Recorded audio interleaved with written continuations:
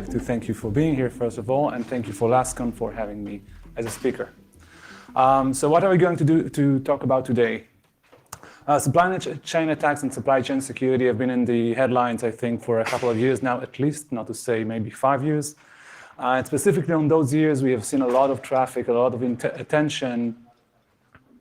Thank you. Attention to the supply chain and software security specifically. Now, I'm not going to relate to supply chain in general because supply chain is much more than software, but we are currently focusing on software, so this is why it's important. But in this talk, we're going to focus more specifically on the design stage of software, which means that no one should even write a single line of code in order to get to affect the supply chain in this case. And I'm going to go over why it's an overlooked risk and how can we, some real world examples, of course. And after all that, let's talk about how can we fix that in the future. So I won't going to go over my bio or something, but this is my contact. I'm available via Twitter or email or LinkedIn. You can find me up, hit me up, and let's talk. What's important for us to understand, first of all, is what is a supply chain, traditional supply chain landscape.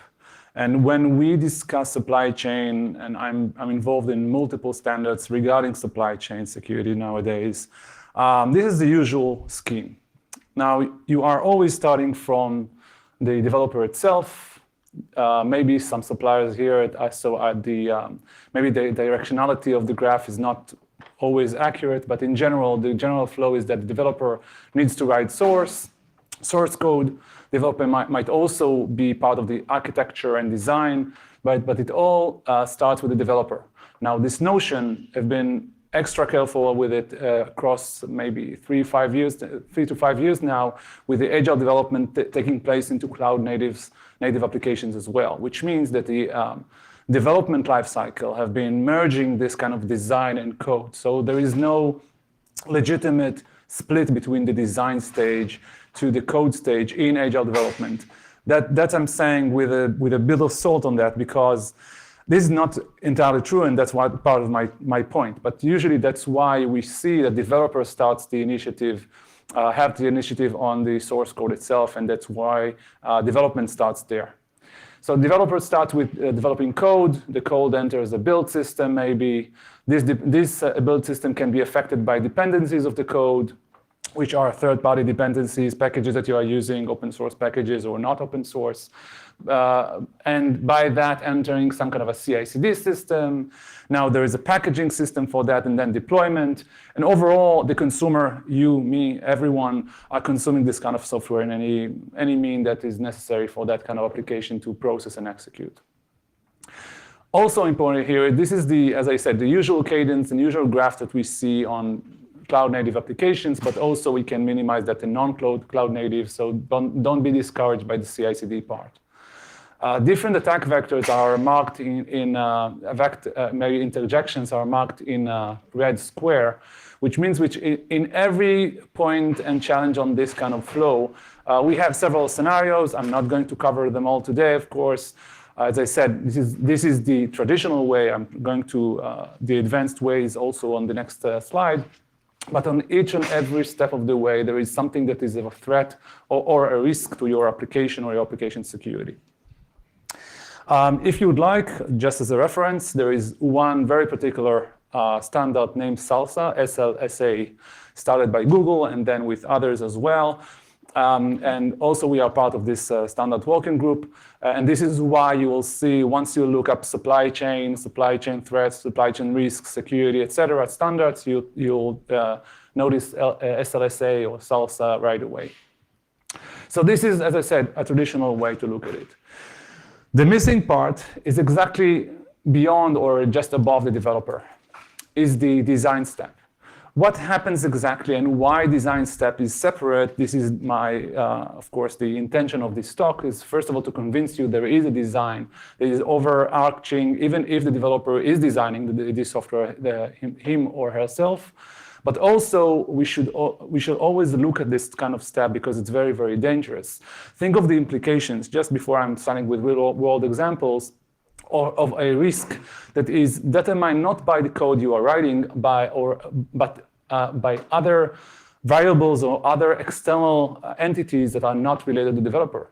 So the developer cannot even excuse himself for this kind of deficiency or security risk or threat. And by that, this can pose a much greater challenge to the developer, or maybe even beyond that. And I'll get, as I said, to several examples of global implications for those kind of threats. So in order to be a bit more constructive about how to approach that, I invented some kind of a taxonomy, nothing too strict, but at least to have some sense of what are the top 3 risks we are viewing as design level risks or threats when we are discussing this kind of design step. We're going to cover 3 of those, and each one will be following in a real world examples. This is very important maybe to note before we dwell into that, is that there is none of my intention is to pick on someone specifically. I will, as I said, real world examples mean that I need to name names, I need to name maybe corporations, maybe entities, but this is not this is not my intention to pick someone else, someone from the crowd, but I'm saying that it can happen all the time, and this is just one example that I chose to show you. The first one will be environmental constraints. We'll start with that. Then compliance and law, and the malicious influencer, which is maybe, and I'm here also pretty convinced, this is the most impactful one in terms of what kind of implications can be for this malicious actor to have this kind of footprint in the design steps. Let's start with the environmental constraints. And one more thing I would like to disclaim before I begin this kind of spiel, that if you have any kind of objection, question, whatever, just speak out. Don't wait for the end of the, you can wait, of course, to the end of this of the slide deck and then ask the question, but don't be discouraged by asking. This is part of that, and I'm feeling that a discourse about it will be much more healthier than just keep a question that bothers you all the time. So environmental constraints, what does it mean? The definition that of course we can define it maybe a bit better, but the general definition is that when design and actual coding stages are not a continuous step, meaning that there is some kind of a dilation between the design step and the coding practice. Maybe it's even not the same person designing the system than those that are developing it. Maybe there is a very big corporation, there is some kind of a politics, or maybe some divisions between you are the architect, you are going to architect the system, and you are the developer and you are going to follow. And maybe there is some kind of a conversation between them, and maybe not. If you've been to Chris Roberts and Charles' a keynote yesterday, they explained it very, very clearly. This is a very key point on everything we do in security, the process itself, talking between people. And I think that's part of the deal of why they double click on this kind of thing that might be maybe trivial to our ears, is that it's trivial to think about it. It's very non-trivial to do that and to follow those kind of steps. So after that kind of structuring or enveloping this kind of risk, let's talk about a real-world example that I would like to put out. And this world example is related to hardware security, or excuse me, IoT security, not the hardware itself. And the system of choice, someone knows about this kind of system, Sonoff? This is I see some head bobbling there. Sonoff is a very simple device, a very simple circuit that all it does, it has some very clever mechanics, but very simple, as you can see. This is a very simple board in any kind of mean that's supposed to replace your switch. And from now on, the switch is automatic, or at least some kind of a smart home application you can connect to. So think about any kind of switch, anything you would like to have an automated or at least on smart home appliances. You turn it up by buying this kind of Sonoff. It's just a few bucks, and replacing your switch with that. So this is a switch on off. That's why it's called Sonoff. And now, why I'm explaining about that? It's a not very interesting board in general, but maybe one thing to say about it is in the center you have one chip. All of the other things are not really chips. You have diodes, you have capacitors, you have transformer, excuse me. You have some switches and capacitors of several sorts, and some air gaps as well. But overall, very, very simple. You have one specific thing that I said is a very important chip, is the SoC system on chip, which is the ESP82 family, more specifically the ESP8266. And there is a reason why I'm excluding this kind of ESPP specifically. Why it's important for us to understand this is the next step here. ESP82 family is a very clever chip. It was invented around 2013, and it was crucial to the development of IoT worldwide. Part of it was the inception of this. This can be reading Arduino code as well. So this is very native to Arduino. So if you ever develop in Arduino, it will be seamless for you. And second, it also accepts Python. So this is why the inception of this chip was very, very rapid through 2013 to today, actually. And this was one of the first iterations of the chip. And again, why it's important? Because that also tells you why it's so cheap to manufacture this kind of design. But cheap doesn't mean it takes very little time. Hardware design specifically takes time. It's always in relation to code, at least unless you are a single developer, and this way maybe you can prototype and stuff like that. But in general, between prototyping to the actual board, there is a lot to go through. And in this case, Sonoff has a very particular protocol named MQTT. The MQTT protocol is important for many IoT devices. I won't go into explain about the MQTT protocol, but what is interesting about it is it has two modes. One encrypted, and the other one is not. Or one is SSL, or TLS, whatever you want to call it, and the other one is just plain text. And you can see where I'm going with it. This is a very simple board. And when you read one of the most common code bases to put on this board is the Tasmota one, which actually exclaiming you have a definition file, you can switch the things on and off. And one of the things that was by default missed out was the experimental use of TLS. Why it was disabled by default? Because it was very dangerous to use SSL because it doesn't have much memory. This kind of chip have one memory for all of its functioning. So 1 megabyte of memory is very, as you can figure out, is very, very low. Not too low, so you can also have very short appliances. But once encryption gets into this kind of scheme, this can blow up very, very quickly, quite literally, by the way. I blew quite a few of those in some experimentations. So it is disabled with good intention. Now, of course, this is something that the environment constrains the developer. So if the developer wants to have that, and also the other part of the sentence is that if you are running SSL, don't use any other option that is available on the device, which practically does mean that you can't use SSL on those devices. Now, what would you think will be the fix for that? Now, one particular path you can take is being a very, very clever engineer. Maybe a very clever engineer, and we have seen that in the past, will figure out a way, an inventive way to circumvent this kind of environment constraint. But again, it deserves a lot of effort in order to do that, maybe less effort than redesigning the board. And second, it's not promised that this kind of effort will give you any value at the end of it. Maybe, in other words, maybe it's practically impossible to have it on the chip. So in those cases, specifically in the Sonoff cases, I will reveal to you that in revision 3, what you saw was revision 1. Revision 2 was very similar to revision 1. They reinvented the board altogether.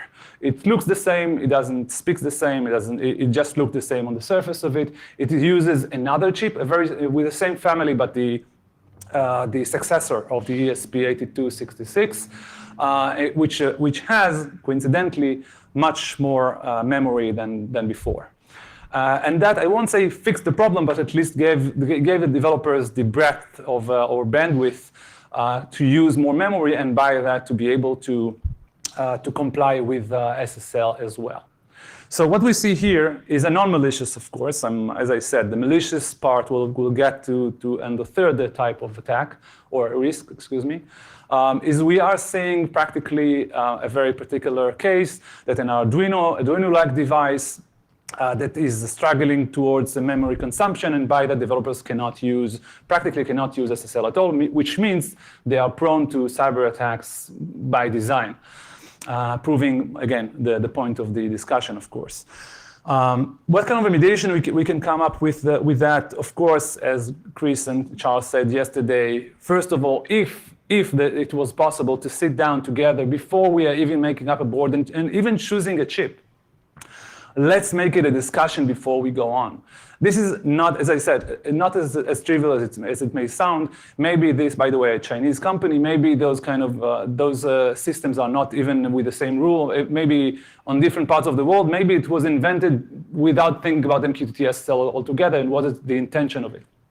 But that is exactly the point. Because of those dilations and those geographic constraints, maybe something else, this is practically a very possible thing to happen. And I would also say that this is very common in hardware, because hardware is not fixable so easily unless you have some kind of FPGA, that the FPGA can be easily customized on the fly.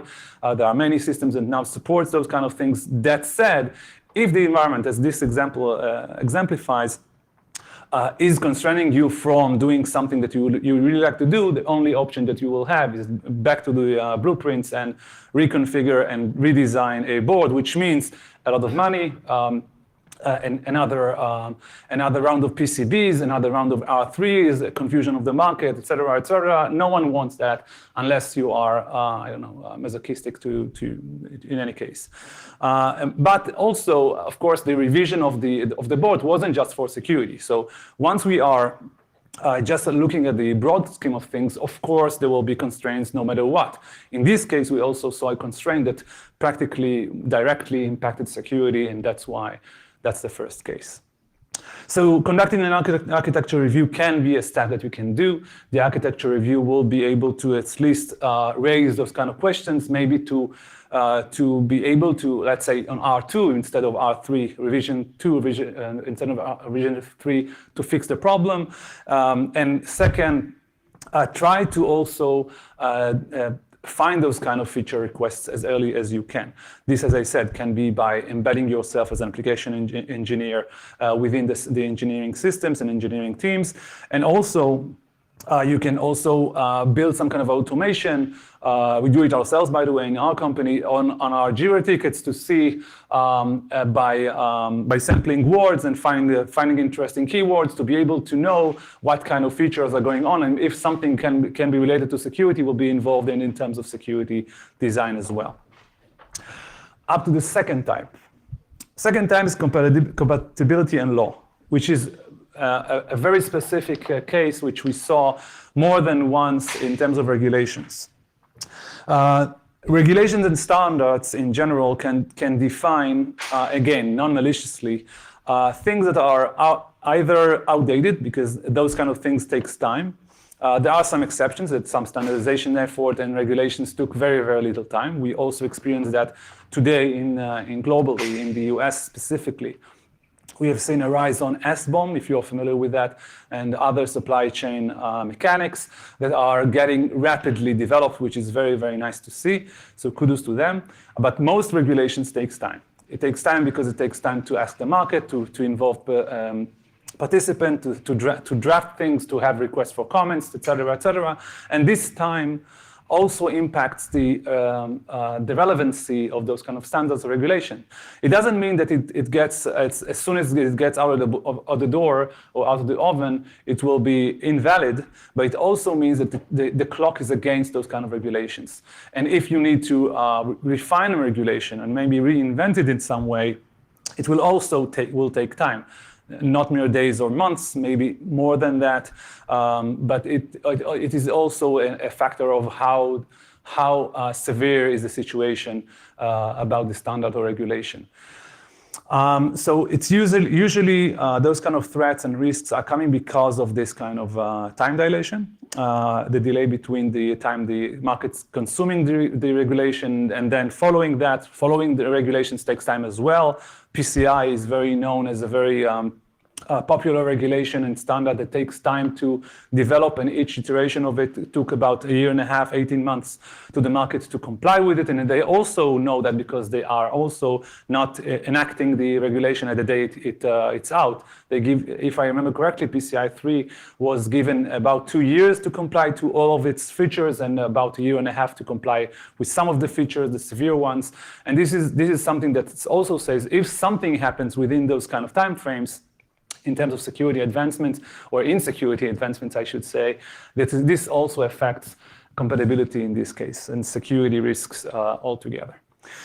In this case, the case I chose, and again, I'm not nitpicking, but a very severe case, which was in Netscape. This is the first name dropping I'm going to do. This is not related to Netscape, but Netscape was very, very involved in that. If you don't know, SSL was invented by the Netscape guys. One of the many inventions and innovations they did for us to become to be using the internet as we are using today. That said, not everyone were very excited about all of those features. Specifically, and we are not going to fight over it today, because books have been written about this kind of paragraph. You can see it from there. I can see it from here. But if I'm trying to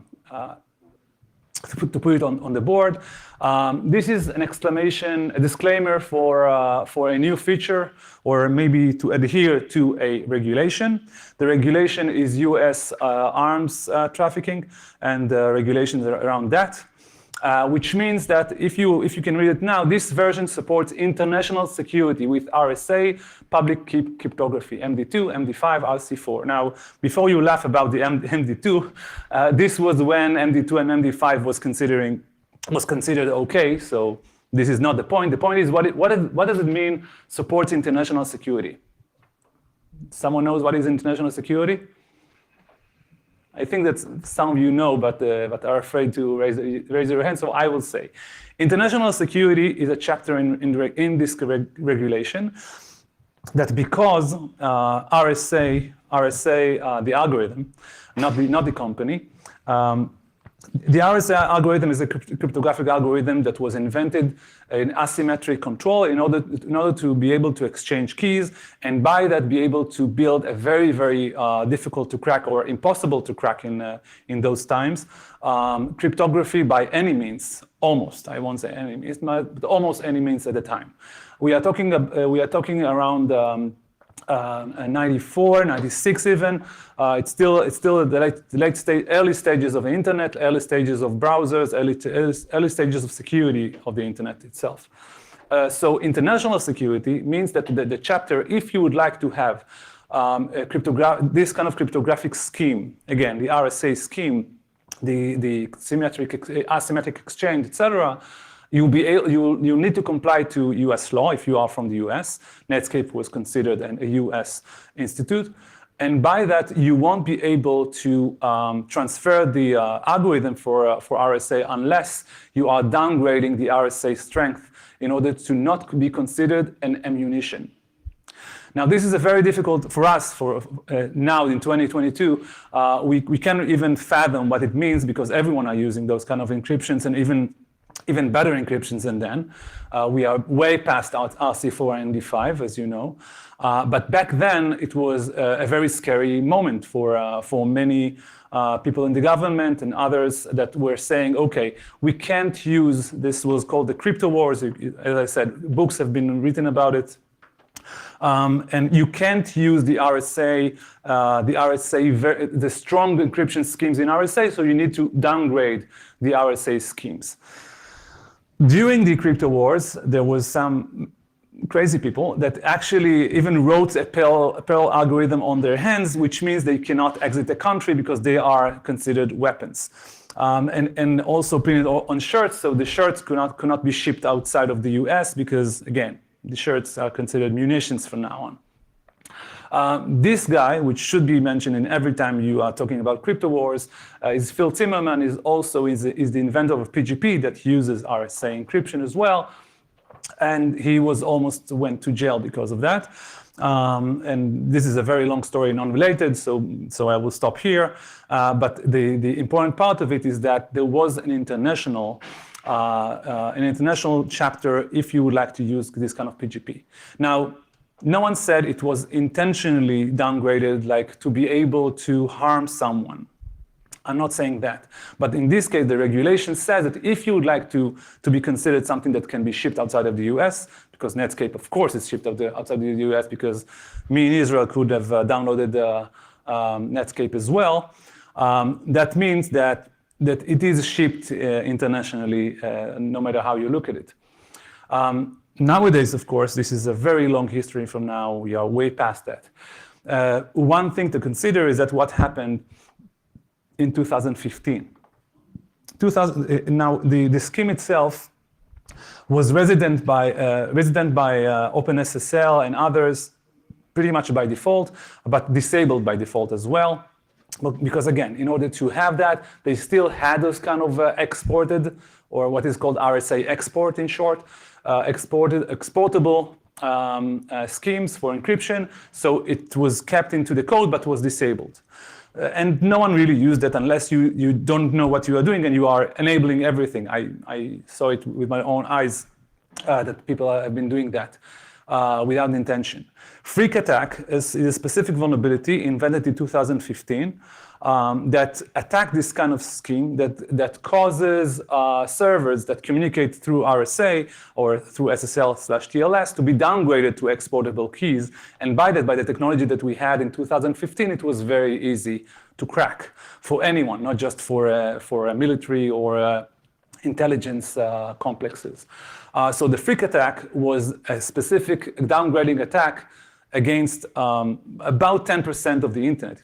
It was exploitable to the 10% of the internet at the time. 9.5, if I remember correctly, of the servers online were exploitable by this kind of attack, which means anyone with a man-in-the-middle interjection could have been downgrading our connections to any kind of 10% of the sites in the internet, and by that can read our messages. Again, this is a compatibility issue, a regulation issue, and something that would like also to emphasize here. The example, as I said, US laws in the 90s were pretty strict, and in order to be able to even ship software, whatever it means today, outside of the US, you have to comply with that, so exportable keys were part of the deal.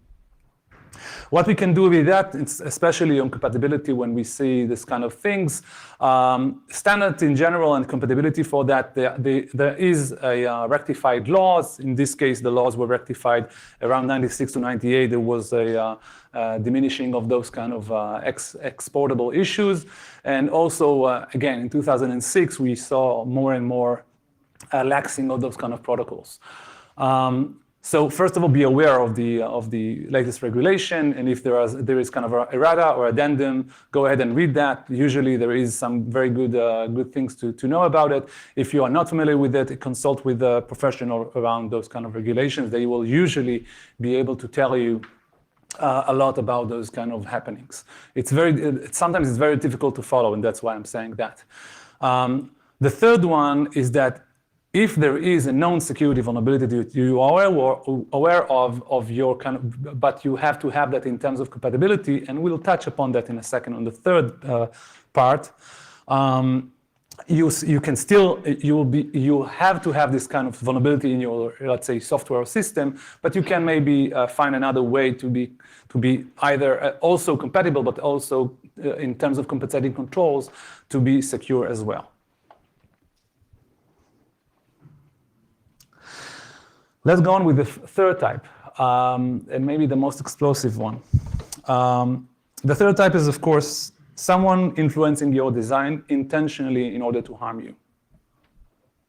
This can be done by, you can think of any kind of lobbyists that would like to influence someone in the decision-making chain, or maybe someone that is within the decision-making chain that can really maybe manhandle someone in order to influence it. And as I said, a real world example will show you what I'm talking about specifically.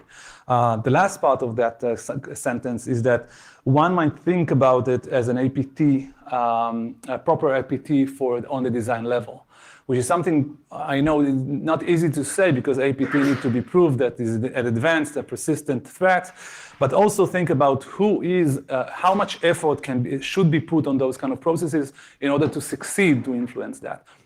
We're not talking about a grocery store that is in charge of where to put the milk. We are talking about standards. We are talking about maybe something else in terms of software that is shipped and used by millions or by most of the world sometimes. And to be able to influence that, you'll need a great force behind you. So the example here, and I'll mention one more thing that we mentioned before. It's, as I said, a bit explosive, so I will tread lightly on that. First of all, the history of this kind of incident is a bit complex. There is a timeline that has been written on Wikipedia, if you like, but the timeline itself is not clear on everything because we don't know everything at the end. But in general, we can think about it as that. We have something called dual EC-DRBG, a very good name, very catchy. Everyone knows it. I'm kidding, of course. It's not catchy. It's not supposed to be catchy. The long name of it, the long hand is dual elliptic curve deterministic random bit generator, which in simple terms mean that elliptic curve is a subset of cryptographic schemes. By the way, nowadays it has a renaissance in these kind of areas around package managers as well. But back then, we are talking about early 2000s, the elliptic curves in general, the schemes that were considered advanced schemes that were we didn't figure out yet all of the math, and it was still under research either on universities and others as well. And of course, everything cryptographic is complex, so I'm not going into the details right now, but it's fascinating by itself how the algorithm works. Within this algorithm, we'll return to that because it's very important. There was a couple of, I will call it for now, bugs. Because every kind of algorithm of cryptographic schemes, we'll find bugs on them and move on. That happens to every kind of scheme, every kind of hashing scheme, every kind of encryption scheme. We found bugs, we find vulnerabilities, we find weaknesses, and we are getting stronger on that, and every time we're reinventing that. So until now, dual EC-DRBG is just an algorithm. In order to symmetrically and asymmetrically be able to communicate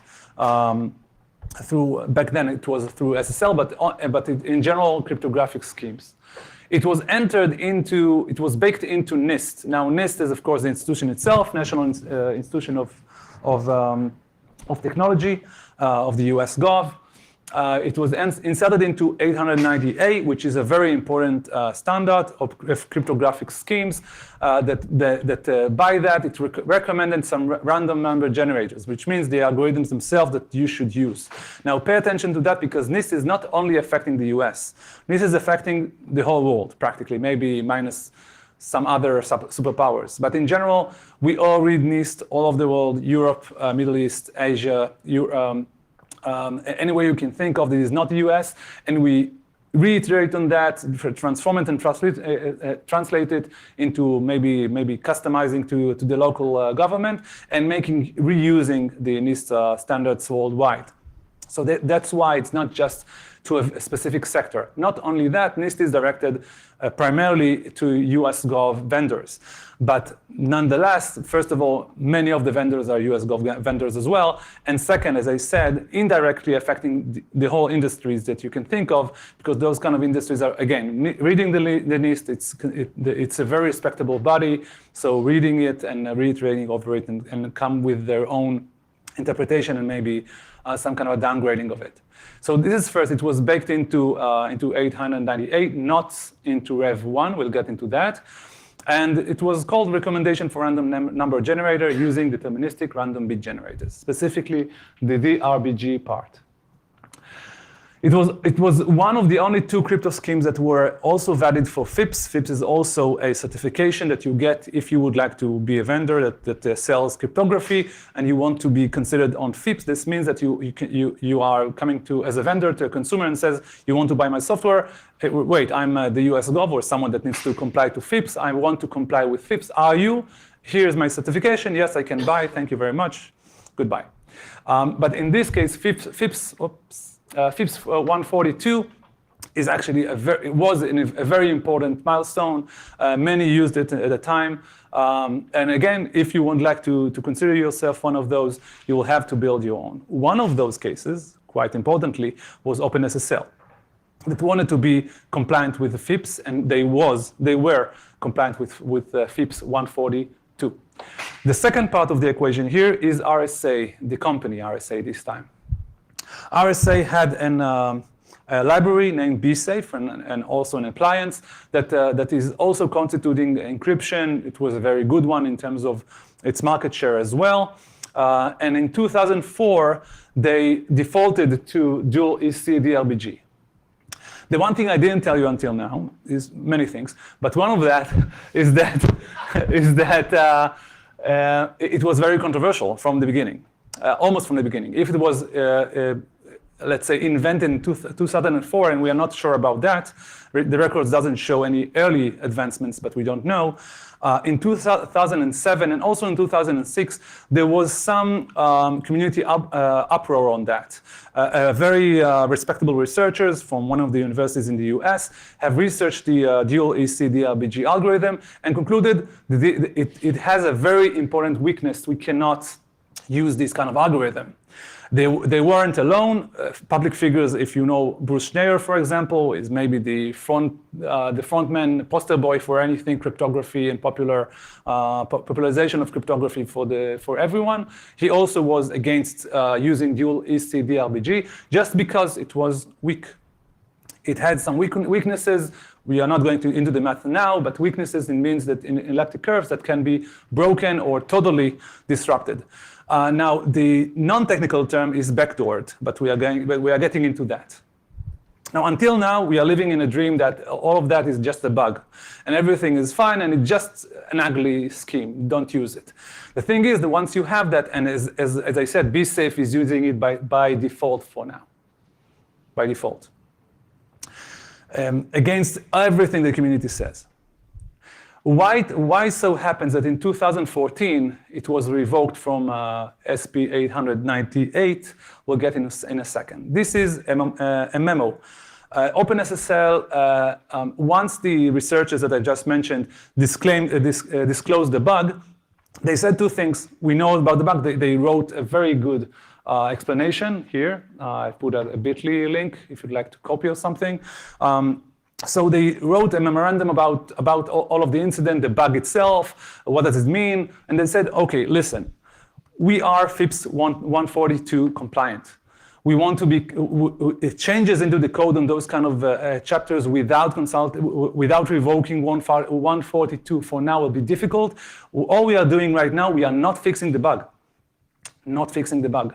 Just don't use it. We're not using it by default. We are advising you not to use it. If you really want, here is how you can change the code, but this means that you might be invalid for FIPS 142. Quite amazing, but again, quite reasonable. The effort and time that it will take OpenSSL to rectify the code in this case is huge, huge.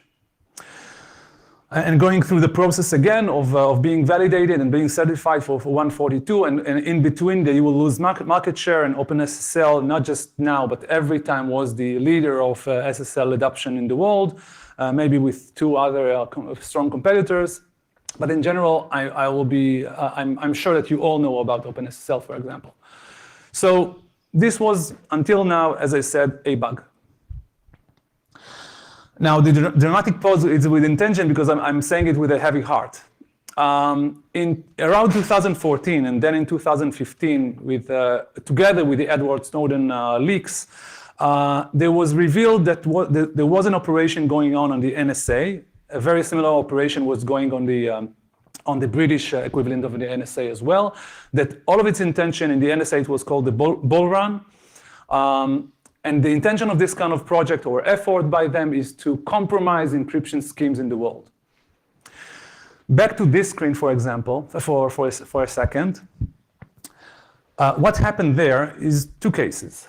One, they came to RSA Be Safe and said, this is allegedly, because there is a debate about this kind of this is in question, but there is no question that RSA implemented dual ECDRBG, and there is no question that NSA tried to convince them to do so.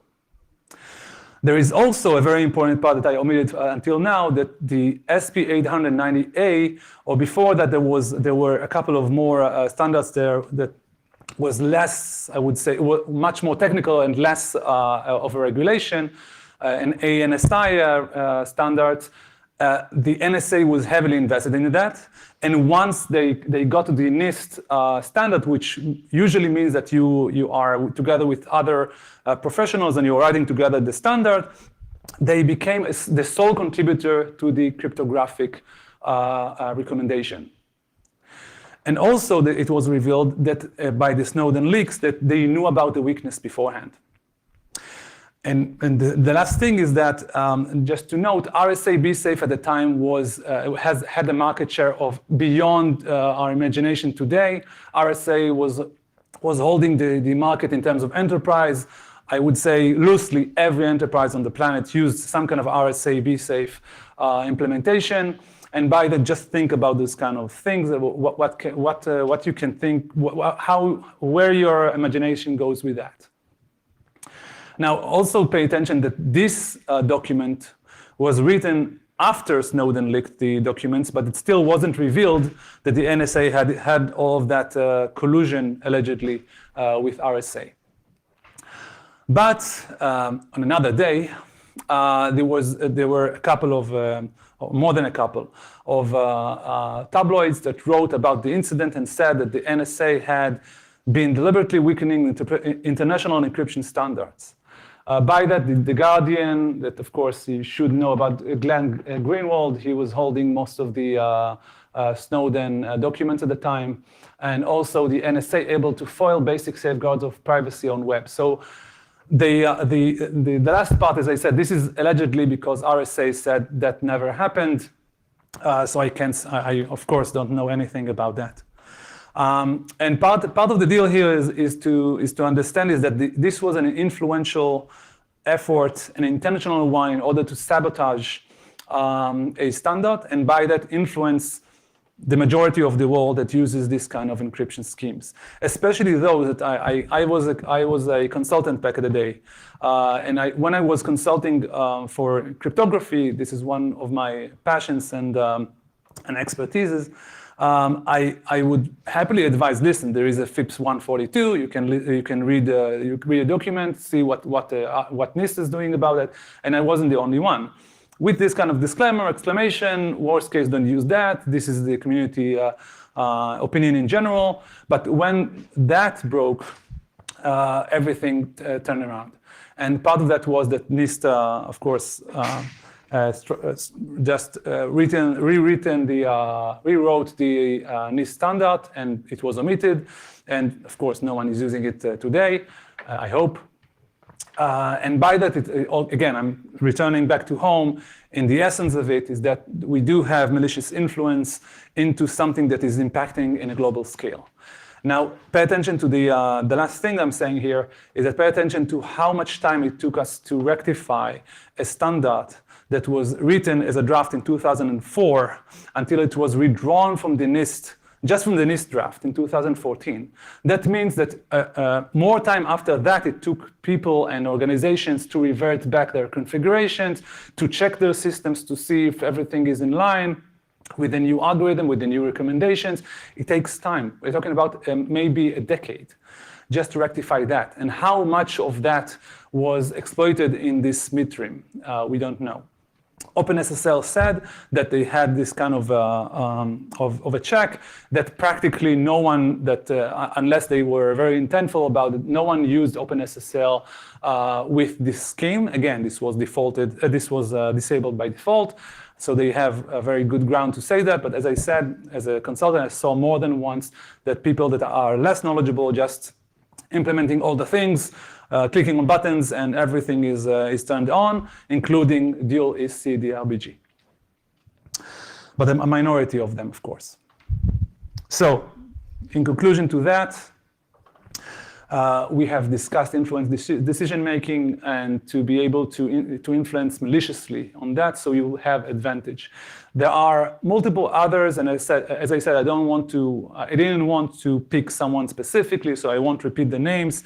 But there are other incidents of such that someone either bribed or be able to influence a path of either encryption keys or other terms of data protection that were invented in order to gain advantage to one group over another.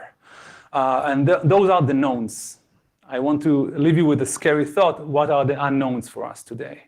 I really don't, of course, this is part of it. We don't know, and it's very scary to think about those kind of things going on today, and probably there are, statistically. And by that, this is something that we should all take together to think about how can we rectify that. So this is also part of the remediation. I can talk about it, by the way, extensively, because I'm trying to make up a working group around how can we also monitor what kind of processes and standards are going where, who is in charge of that, what are the power struggles between them, maybe the weighted decision-making around that, but it's still in its youth. If you are one of those people that are passionate about it, please contact me. I'll be happy to have you on this working group as well. And remediation. Standard institution diversify their writers. You can also make an excuse for yourself to just read who is on the paper that is written, and you don't have to be going it as sheep. You just read the paper. You understand who was in the community in the drafting of the paper, unless it's a community-driven, which many of the standards are. Unless it's a community-driven, we should be able to see who exactly influenced what and where, at least to some degree that will benefit you. By the way, the NIST standard I just mentioned just included 2 names. So this is a very good hint of something that can go wrong in this case, or at least use the word risk in this case. On an organizational level, use different special matter experts from different disciplines or even divisions. Many times when we are building something together, someone wants to influence something else. Again, I'm calling it maliciously. It doesn't mean that they come with knives or something, but they are trying to influence something in order to maybe the UI guys don't want to work too hard. Maybe even that can influence the security. And I'm not exaggerating too much, because it also means that if they have a React, let's say it's a real world example for a moment. If we have an outdated React version on our website, we are discussing how to change that, but someone colludes with another and say, let me forget about the React upgrade because it will take us 6 months and let's move on. Most of the companies, of course, are not trying to demolish themselves, but this is also something that can influence that maliciously, but not in an intention to, in this case, to read all of your stuff online, but also to influence it by that you have something else in mind in terms of against the security of your consumers of the data or application.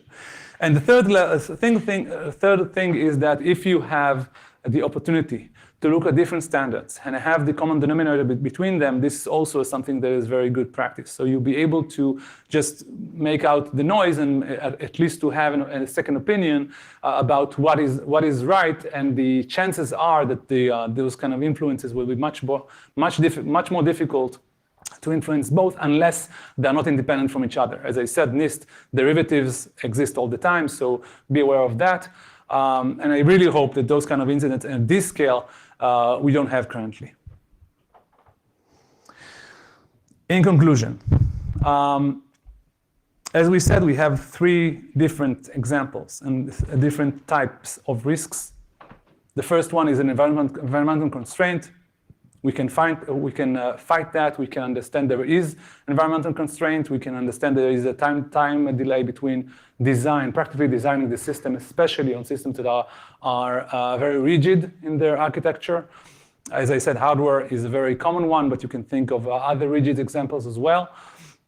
Second, compliance and law. Be able to know where is the compliance sits right now, how old is the compliance, maybe there is a new version, stuff like that. And thirdly, as we said, malicious influences are always there as well. In terms of remediation, we also discussed that, either architecture review, be knowledgeable of the new standards, and thirdly, diversify the experts and be able to be able to see if there are diversification of those kind of experts on those kind of standards. If not, this is a risk you should consider. That's all I'm saying. The bottom line, the design step is crucial and can constitute a limit on any future direction taken and decision left for coding. And I'm stating again, even in cloud-native applications, you will have these kind of delays, you will have those kind of disconnects between design and code. This is inevitable. And there are many examples by day-to-day that we also, by the way, by day I'm developing software, and I also see that, and we are working very agile and cloud-native, and every buzzword on the bingo board. And still, we have those kind of delays, and we will need to consider that as well and to work together. And that's it. We should remember the bottom line, of course, on the malicious actors, that they will be there. They will try their best to influence that, either from our own people, maybe from the outside, who try to influence our decisions, and we'll need to diversify in order to know better, and of course to be aware. This is one example of many. Be aware of that existence, and by that, fight that back. Thank you very much for listening. Thank you again for LASCON to be having me, and I'm opening for questions.